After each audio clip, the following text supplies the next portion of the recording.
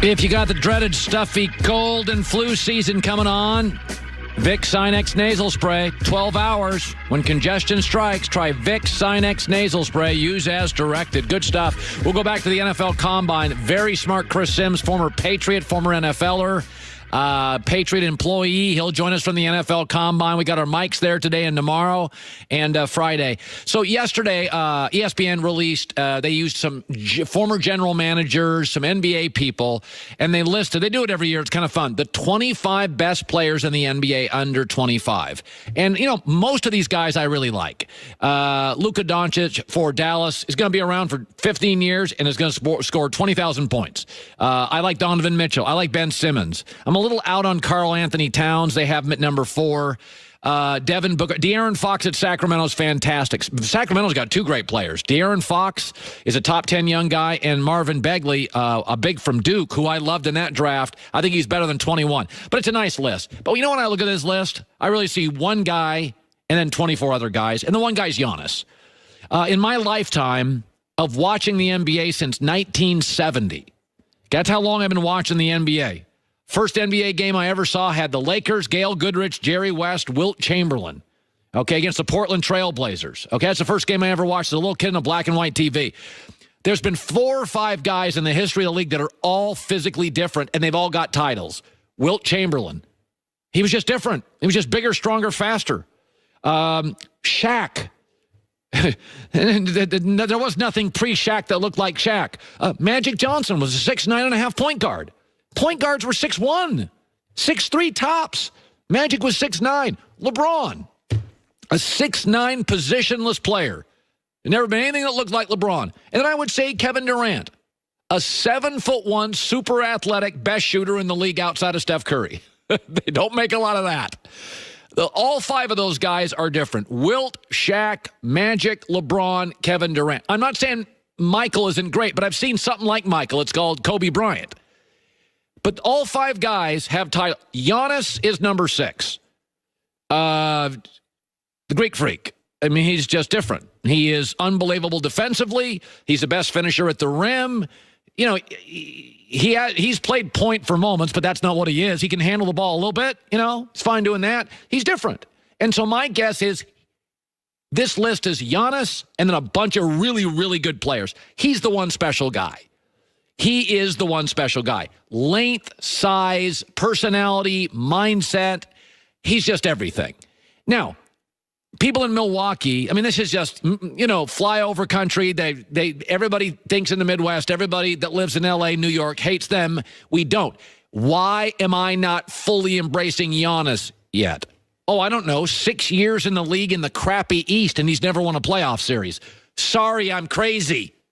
Oh, LeBron James and 7 valets who park your car won the East. Giannis couldn't win a playoff series. Yes, I don't put him like as an all-timer yet. But I do think of this list, it's him and everybody else. And I love Jason Tatum. And I think Joel Embiid, Ben Simmons, De'Aaron Fox, Devin Booker, they're all terrific. They're all all-star level guys. But Giannis is different. So he is like the 6th guy. I could go down to like, what was the guy for the Minneapolis Lakers, the first 7-footer in the league? I didn't see him play. I'm talking about guys I've seen play. George Mikan. Like, literally, I watched a documentary on him. Like, he was so much bigger than everybody else, but I didn't see him play. The guys I've seen play that are just physically different, they've all got titles. Wilt, Shaq, Magic, LeBron, Kevin Durant. All got rings. Giannis is going to get a ring. And he's the only guy on this list where I feel like it could be him, and he wouldn't have to have another superstar with him. I kind of think he could do it with a bunch of Chris Middletons. I don't think he'll do it this year. I think Golden State's too good. I think Houston's too deep and too good and too experienced. And I think Boston's going to get their act together. Although right now I'm not totally sure, but I do think over time they will with Kyrie Irving for the playoffs. But, yes, there is a reason, Milwaukee, the rest of the world doesn't buy into him. The Eastern Conference has been mostly garbage for the last 6 years. Giannis has never won a playoff series. Okay, so we're not calling him Brett Favre yet. Okay, we're not anointing him Aaron Rodgers yet or John Elway yet. The East has been dreadful, unwatchable, embarrassing. We're Boston without Kyrie Irving. led by Al Horford, and a 19-year-old got to Game 7 of the Eastern Conference Finals. But I do think this guy's different than everybody else on that list. He came on our show, and this is a real thing, too, by the way. You know, I'm not into around him. We had on Giannis last year, and this is a big component to it. Most of the great players in NBA history, your Birds, your Magics, your Michaels, your Kobes, your Shaqs, they're get-it guys. There's a certain get-it quality, and when he came on our show last summer, it kind of blew us away.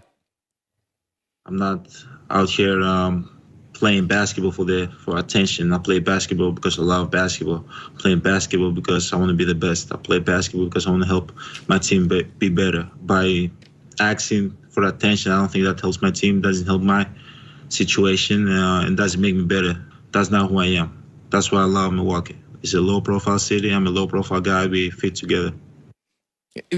Impossible not to like. And I did. I looked at that list yesterday, and, you know, I like some guys more than others, but I kind of feel like Giannis shouldn't even kind of be on that list.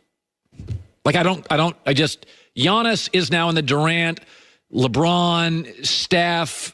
You know, he's kind of like in a different class than all those guys. Even Embiid, who's really good, and they have number 2.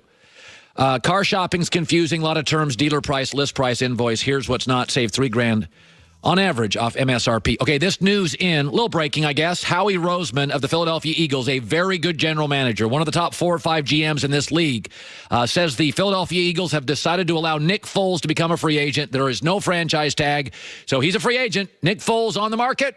There you go. Go get him. If I was Jacksonville, I would strongly consider it. I'll tell you another one. If I was Cincinnati, you know, there's a lot of teams out there. I don't think Miami.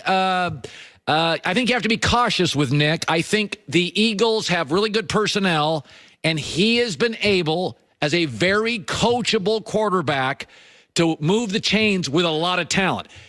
Whatever team gets Nick, you're not going to have Philadelphia's coach. You're not going to have Philadelphia's offensive line. Philadelphia is really good, really deep, really well run, really good lines, really good organization.